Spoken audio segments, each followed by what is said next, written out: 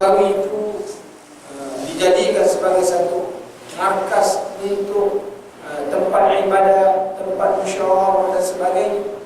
Rasulullah SAW menyampaikan ilmunya dalam masjid sebelum adanya mimbar yang dibuatkan oleh seorang sahabat Rasulullah SAW.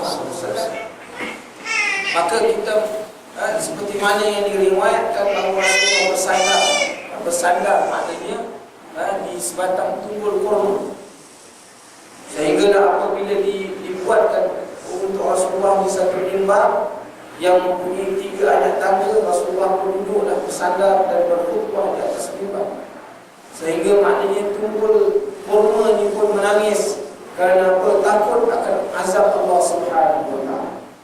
Jadi maknanya semuanya berkehendak kepada Allah Subhanahu wa taala.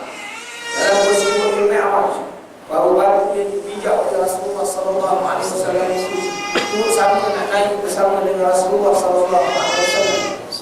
Jadi kita bayangkan tuan-tuan sini dan muslimat yang dirahmati Allah, semuanya takut, gerun dan berhajat kepada rahmat Allah Subhanahu wa taala tersebut.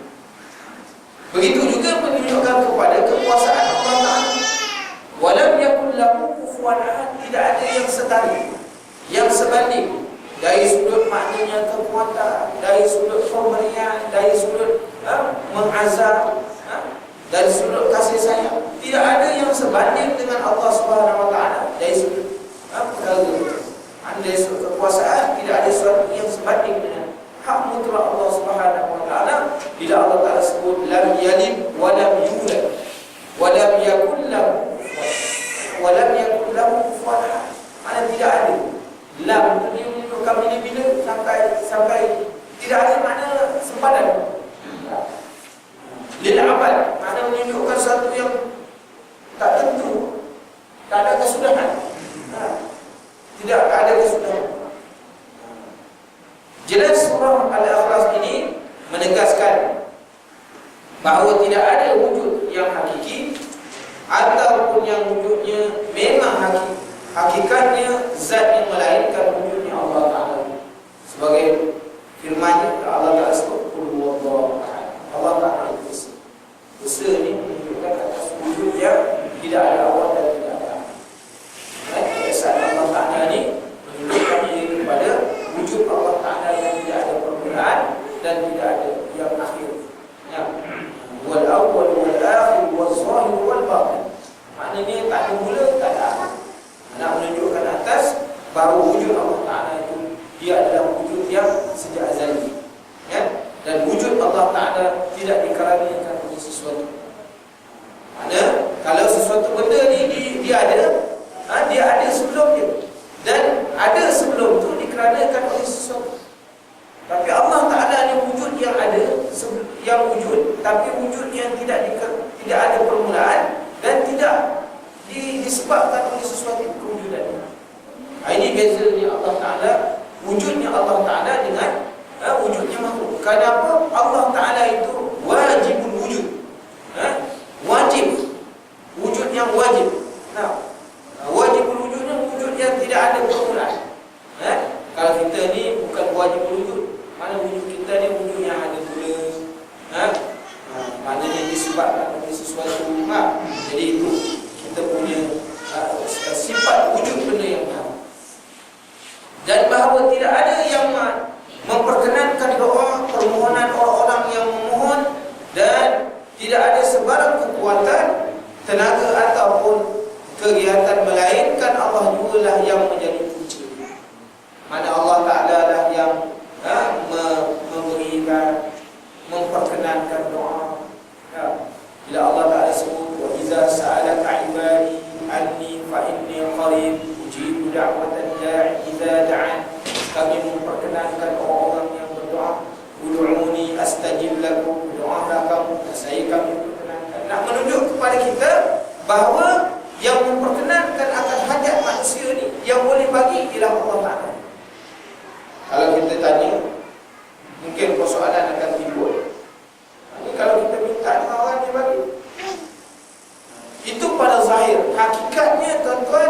Yang menggerak, yang nak beri itu sebenarnya ialah Allah.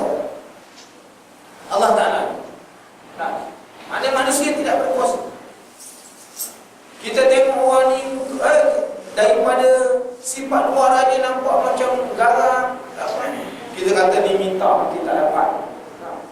Tengok muka pun lah. Cakap pun kasar dia. Tapi pergi cuba minta, kok dapat lah kan? Biasa orang garang ni kalau dia bagi ilmu sikit kan? Jatah jumpa dia, cakap ni kami nak buat ni, surau nak tambah kan? Walaupun orang tak ada, kami nak tambah ke surau ni, kami nak tambah besar kan? Dia kata berapa banyak nak pakai? Tengok muka tadi nampak macam siapa yang menggerakkan orang yang garang macam ni nak? Jadi maknanya kita lihat begitu pandangan mata luar kita pada masa kasar kita, mungkin dengan sebab wajah dan sebagainya, tetapi kehendak Allah Ta'ala yang demikian. Abu Sufyan contohnya, kalau kita belajar daripada Hayatus Sahabah, Abu Sufyan ni tuan-tuan, kalau tuan-tuan baca kisah dia daripada kecil ni, sebab Abu Sufyan ni dia saudara dengan Rasulullah sallallahu alaihi wasallam. Abu Sufyan bin Abi Talib, Rasulullah bin Abu Muhammad bin Abdullah bin Abi Talib, mana sepupu. Waktu kecil main dengan Rasulullah, main bersama dengan Rasulullah, pergi mengembali sama, makan sama. Sehingga kan kalau nak makan ni, Rasulullah tak mula lagi makan. Tak punya hebatnya Rasulullah sallallahu alaihi wasallam. Sampailah maknanya mereka dewasa sama-sama dengan Rasulullah. Dia melihat perkembangan, maknanya Rasulullah punya perkembangan hidup daripada awal dan sebagainya. Dia tahu macam mana background Rasulullah sallallahu alaihi wasallam. Tapi apabila Rasulullah sallallahu alaihi wasallam diangkat sahaja menjadi rasul, maka dia adalah orang yang paling memusuhi Rasulullah sallallahu alaihi wasallam. Dalam perang Uhud, dialah orang yang menyakiti Rasulullah sallallahu alaihi wasallam. Maknanya berubah. Berubah.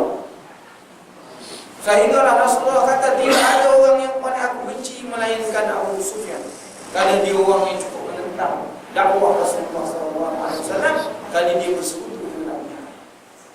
Cukup kuat. Rasulullah kenal dia sebab hidup sama, tidur sama. Siapa yang boleh menggerakkan orang yang kuat permusuhan dia kepada Rasulullah ni? Hingga maknanya Abu Sufyan ni dia dengar, tengok Abu Jahal mati dah, kawan-kawan lain semua mati dah, yang ada yang dulu menentang Islam, masuk Islam, tinggal dia seorang-seorang. Dia kata macam mana? Ini hidayah yang Allah Ta'ala beri. Tak ada orang yang mampu, tak ada orang yang boleh buat yang demikian melainkan Allah Subhanahu Wa Ta'ala. Orang yang memberikan penentangan kepada Islam, yang asalnya dulunya baik, lepas tu menentang Islam, bertahun-tahun lamanya dia menentang Islam. Orang yang cukup menentang Islam, kenallah Abu Sufyan ni. Kalau di kota Mekah ni, kalau sebut Abu Sufyan, orang yang cukup kuat. Tak boleh sebut nama Muhammad bin Abdullah. Dahsyat. Sehinggalah apabila dia semua sahabat-sahabat dia ni, kawan-kawan ni mati belaka dalam peperangan, dalam perang Uhud, dalam perang Badar dan sebagainya, maka hidayah Allah Ta'ala itu mengetuk hati. Sehinggalah dia datang bertemu Rasulullah SAW.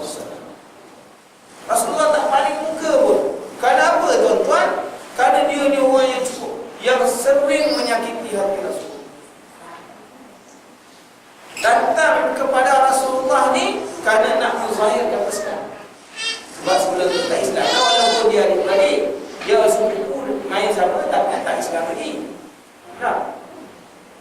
Mana kemudian nak menzahirkan Islam, waktu itu dah lewat dah. Mana datang jumpa Rasulullah, ya Rasulullah, aku ni nak masuk Islam. Rasulullah buat tak tahu. Kenapa Rasulullah tersentuh? Kerana dia ni orang yang banyak menyakiti hati Rasulullah SAW. Sehingga dia berkata, ya Rasulullah, kalau kau suruh aku ni cium kaki kau pun, aku akan buat. Kerana apa? Kerana aku nak redha.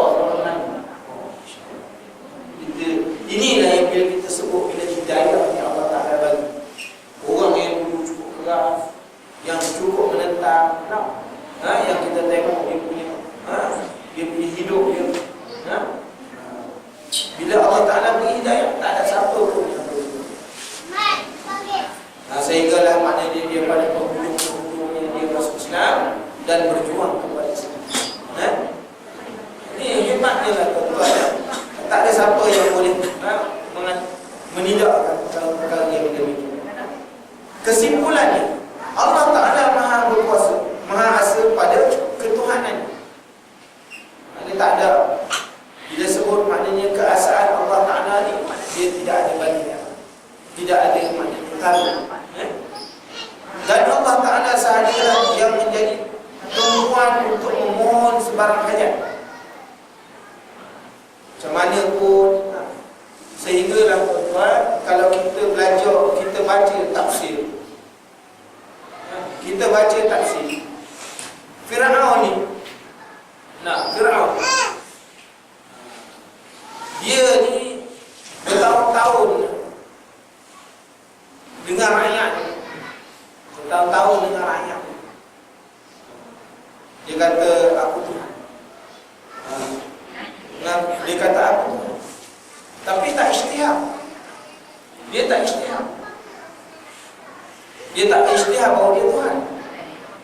Sebab dia tengok rakyat dia patuh apa yang tidak semua boleh.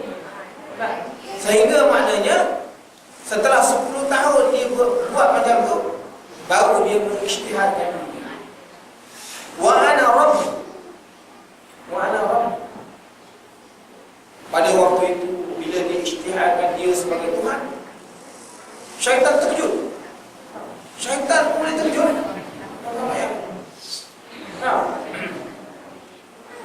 Syaitan terkejut.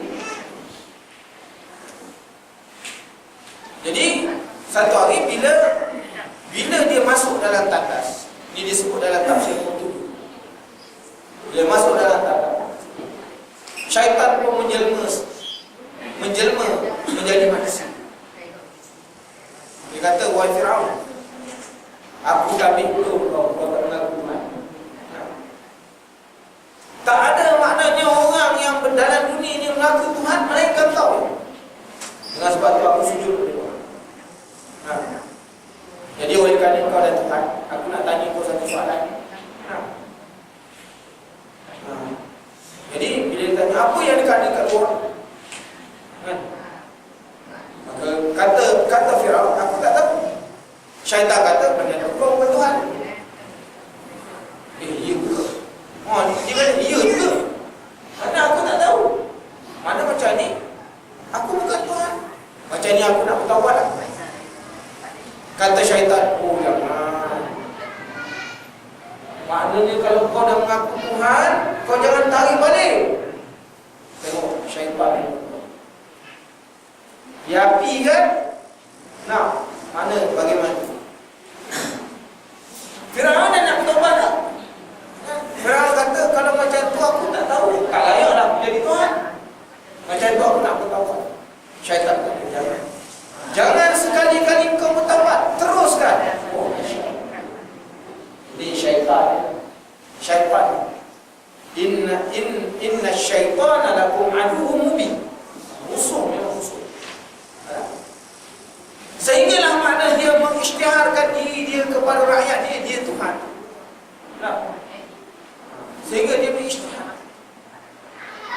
Syaitan kata terus, macam ni my friend.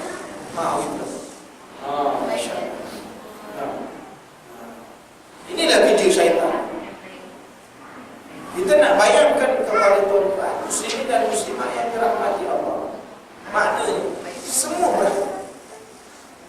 Sehingga Fir'aun ni, waktu dia ditenggelamkan di dalam laut, pada waktu dia nak mati, maka dia mengaku bahawa engkau Tuhan, Allah ini Tuhan dan aku ni hamba. Allah Ta'ala kata pada waktu itu, taubat kau adalah sia-sia. Maknanya manusia kalau dia dah terdesak, dia berada dalam keadaan kritikal, baru dia semayang banyak, jemput Pak Imam, jemput orang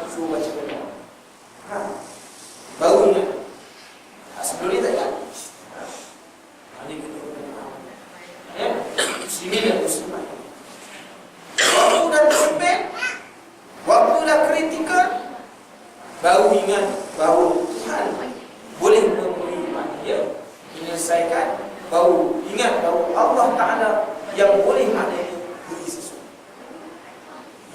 Ini sifat manusia. Ini sifat. Bukan maknanya berlaku waktu sekarang je kan? Bukan waktu hari ini yang berlaku. 1400 tahun manusia bila telah tersebut, bila dia dalam kritikal, barulah dia ingat Allah, barulah dia. Jadi maknanya ini gambaran muslimin dan muslimat. Tempat maknanya tumpuan untuk memohon hajat. Tiada sesuatu pun menyamai dan tidak ada pula yang menyamai sesuatu yang ini hebat. Allah Subhanahu wa taala. Dalam pada itu Allah Azza wa Jalla amat dekat pengetahuannya kepada tiap-tiap makhluk, dan tiap-tiap makhluk yang wujud itu adalah mendapat wujudnya. Dan seluruh keadaan daripada wujud Allah Ta'ala yang Maha Asa lagi Maha Kaya. Alhamdulillahi Rabbil Alamin. Segala puji-puji bagi Allah, Tuhan semesta alam. Maknanya Tuhan yang mengetahui apa yang ada. Huwallazi khalaqas samawati wal ardh fi sittati ayyamin summa stawa 'alal 'arsy. Allah Ta'ala mengetahui penciptaan langit, bumi, sab'a samawati. Maknanya kalau 7 lapisan langit dan 7 lapisan bumi, semuanya di dalam ilmu Allah Subhanahu wa taala. Tak ada orang boleh tahu. Kenapa? Allah dia punya ilmu Rabbil Alamin. Maknanya Tuhan semesta alam. Bila kata semesta alam ini lain daripada Allah, maka semuanya alam. Benda jamadan, benda yang bernyawa, akil, ghairul akil, semuanya alam. Maknanya di dalam ilmu Allah Subhanahu. Ilmu kita terbatas. Itu beza tuan muslimin dan muslimat yang berkumpul. Suratul Ikhlas ini juga sebagaimana ia menetapkan dan menegaskan hakikat yang demikian, ia juga maknanya menyedarkan hati nurani manusia tentang akidah tauhid yang bersih, bersihnya daripada barang syirik ataupun dari supaya manusia menjadikan asas bagi amal ibadahnya dan tingkah laku di sepanjang hidupnya, maka dengan itu manusia tidak akan menyembah melainkan Allah dan tidak akan menunjukkan permohonannya dalam masa senang dan susahnya melainkan kepada Allah SWT. Jadi maknanya tuan muslimin dan muslimah yang dirahmati Allah, melihatkan kepada kita bahawa bila kita baca surah Al-Ikhlas ini nak beri dan mengingatkan kepada kita manusia ini supaya mengelak daripada perkara syirik.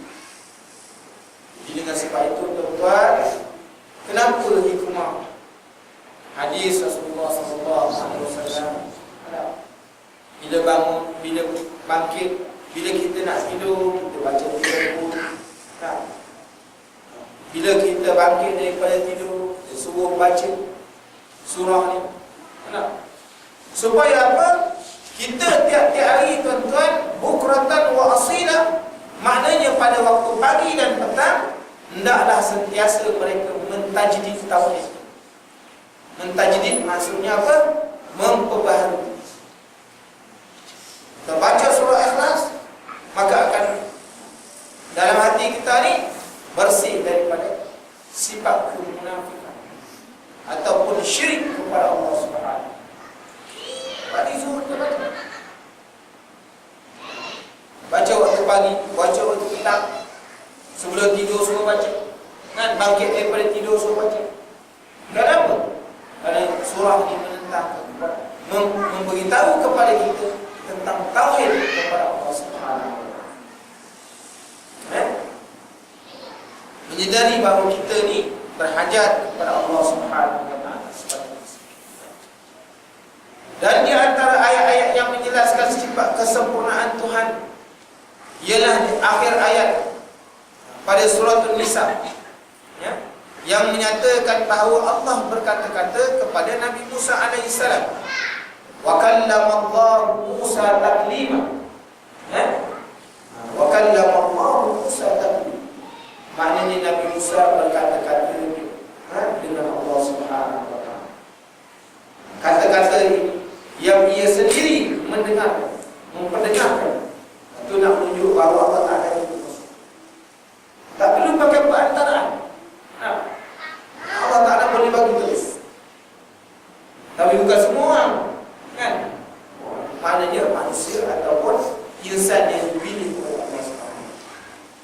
Dan lagi akhir ayat pada surah Asy-Syura yang menerangkan bahawa tidak ada sesuatu pun yang menyerupai atau yang menyamai Allah Subhanahu wa taala, baik pada zat dan yang maha suci maupun pada sifat-sifat yang amat sempurna, juga pada kegiatan sifat-sifat itu. Dan Allah Azza wa Jalla amat mendengar lagi amat melihat, seperti mana firman Allah kalau kita buka dalam surah Asy-Syura, dia kata fatirus samawati wal ardh ja'ala lakum min anfusikum azwajan wa minal an'ami azwajan yadra'ukum fi laisa kamitslihi syai'un wa huwas samiul basir.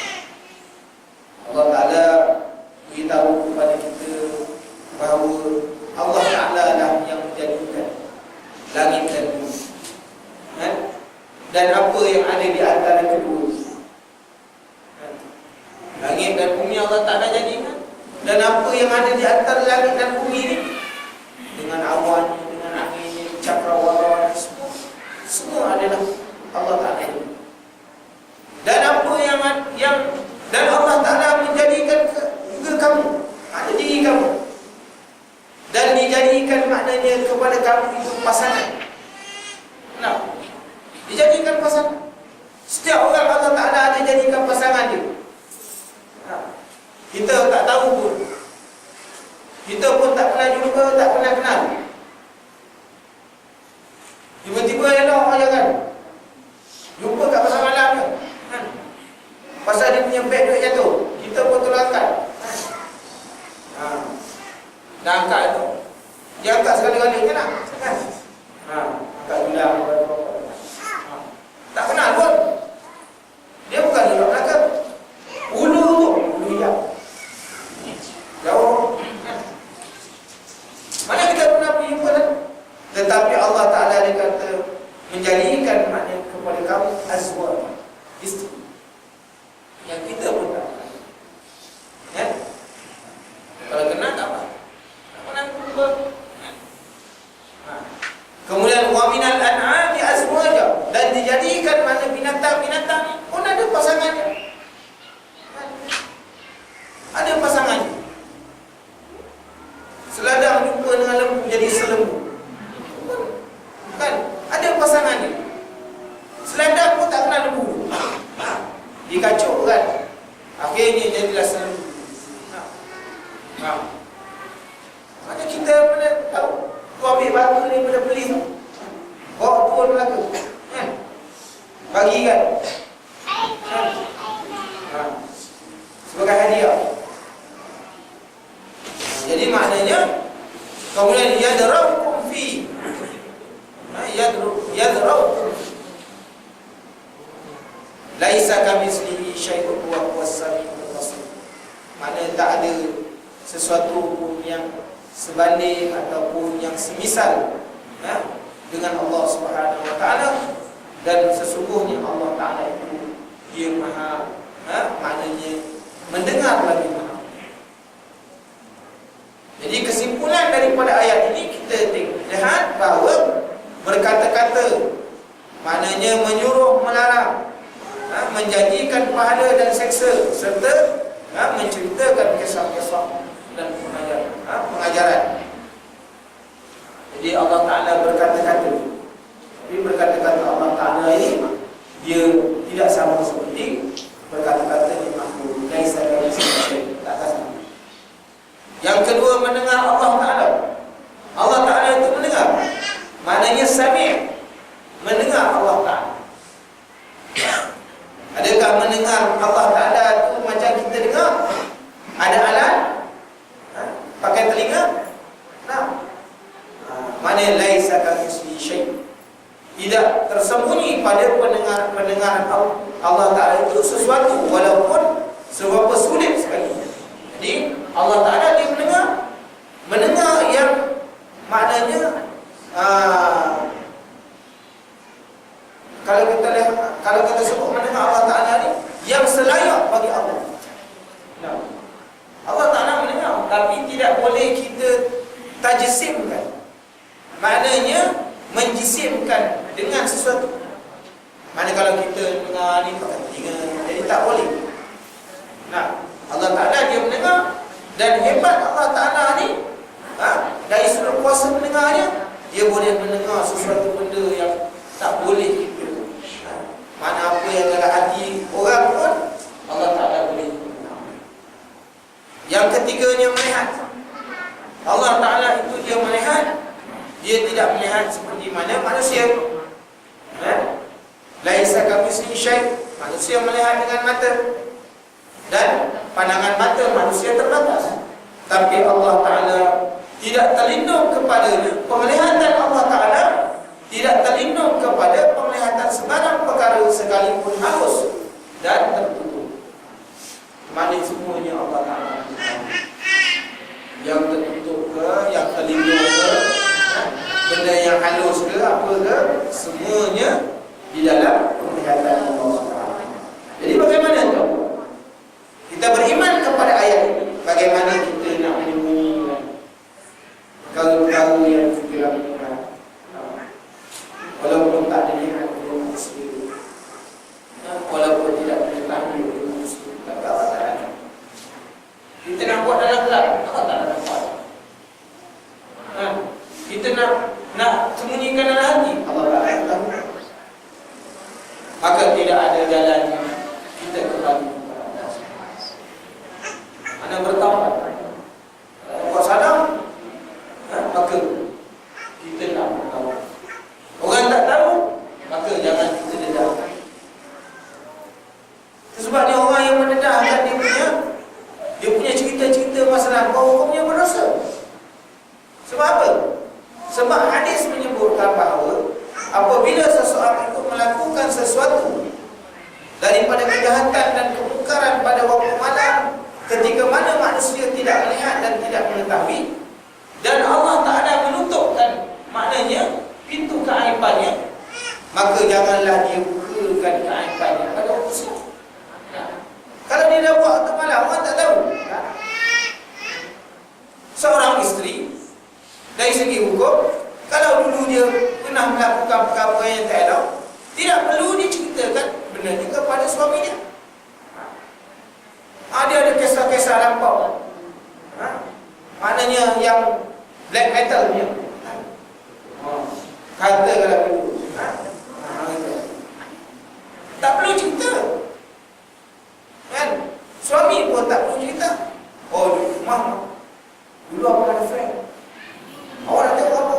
Fair apa? Tak perlu. Oh, rumah dia akan jadi syak. Kalau balik lewat je, habis pun disongkong. Pantang masuk bilik air. Jadi benda-benda tu tak hukumnya berdosa. Disembunyi. Barang siapa yang membuka keaiban manusia dalam keadaan manusia tidak mengetahui, didedahkan pada manusia, besok di akhirat kelak Allah Ta'ala akan mendedahkan keaibannya kepada orang yang ada di pada masyarakat. Lagi dahsyat. Jadi dengan sebab itu, jangan dedahkan keaiban manusia. Kecuali, ada kecuali tak? Kalau sekiranya nak menjatuhkan hukum,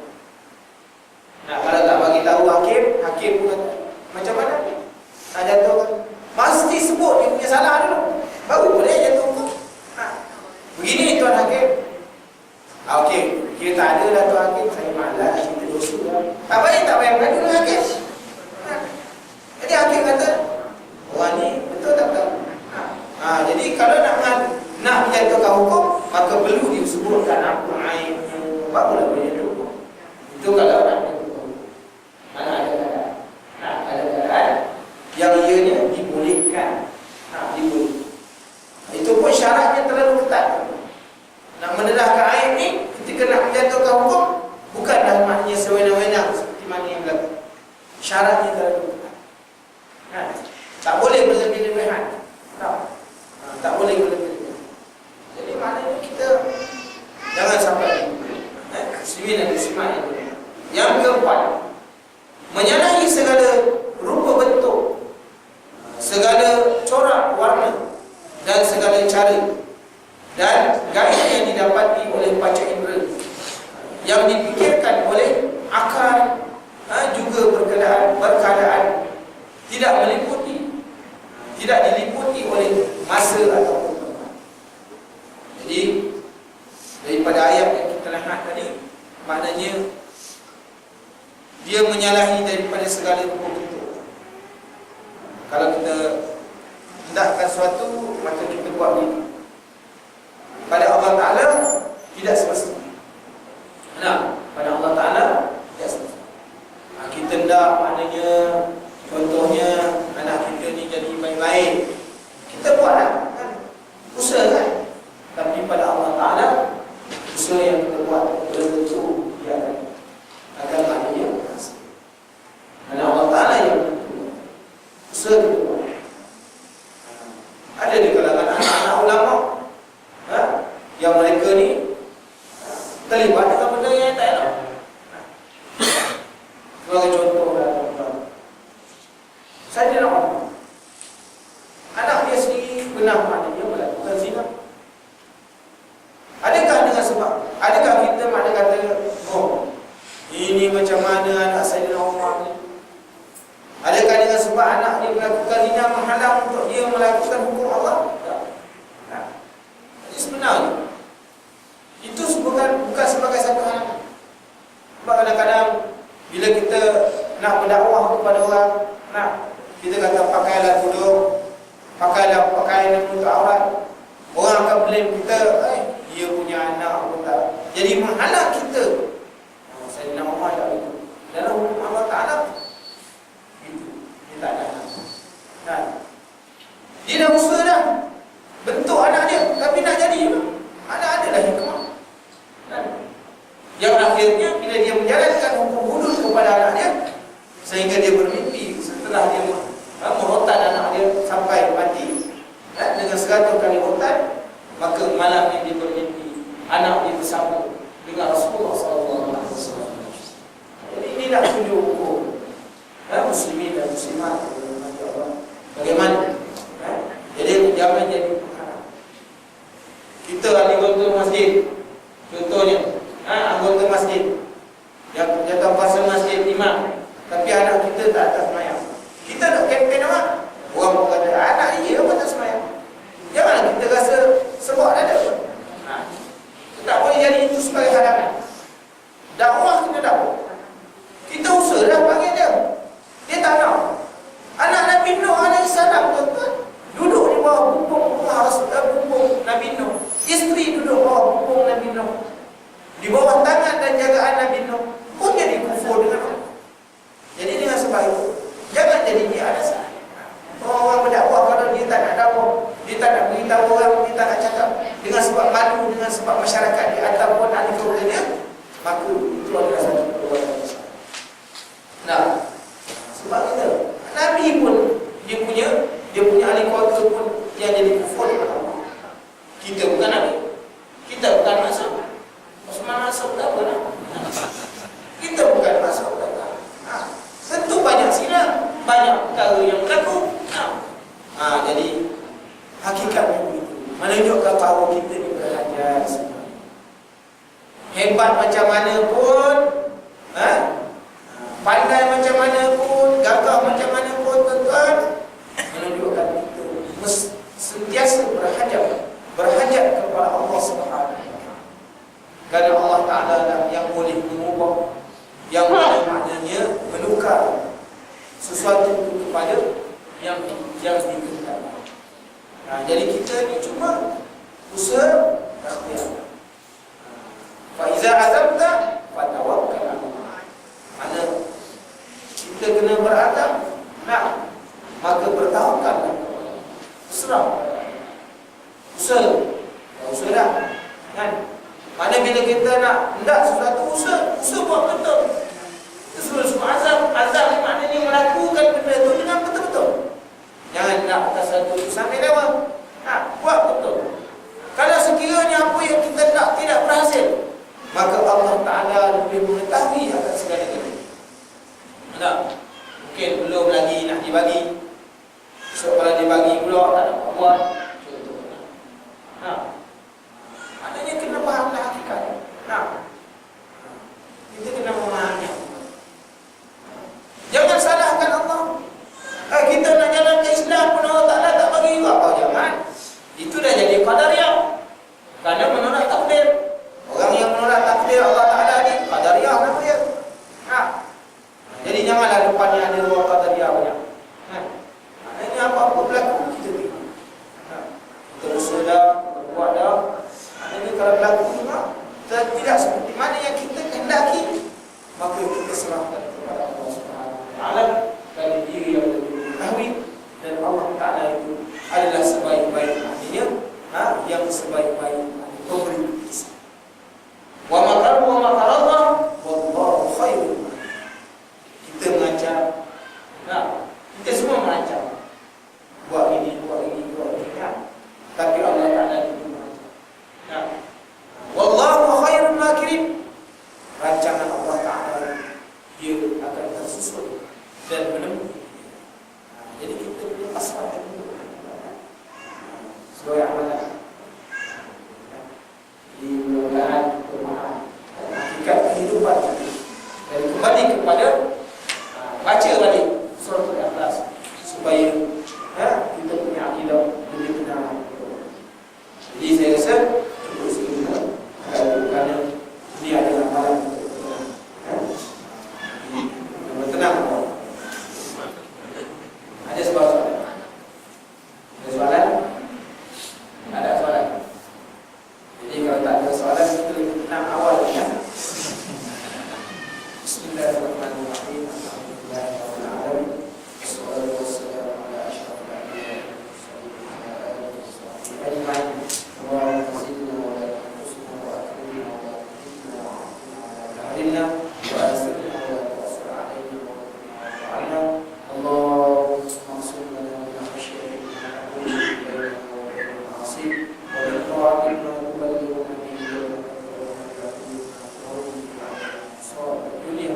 Allahumma matti'na bi asma'ina wa absarina wa quwwatina ma ahyaytana waj'al al-waritha minna waj'al sa'rana 'ala man zalamana wansurna